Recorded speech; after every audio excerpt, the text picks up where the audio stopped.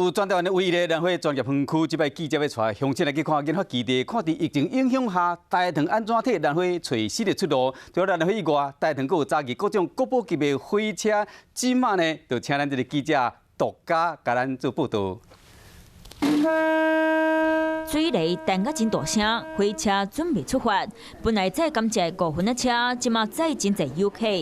这台4台火车，即马有包车的服务，一抓6000块。 我现在搭乘的这一台车呢，就是民国10年制造到现在的巡道车。可以看到呢，其实它到现在都还可以动哦，这个马力是相当的十足。早期呢，其实是供这个糖厂的长官们呢来巡视。 疫情的影响，让台湾的旅游业兴起来，糖厂变做好耍的游览地区。另外一边是全台湾唯一的兰花专业园区。吴树林南场呢，占地是有3.5公顷这么大，而这里呢，一年是可以产出200万株的兰花，商业量产的品种呢是超过500种。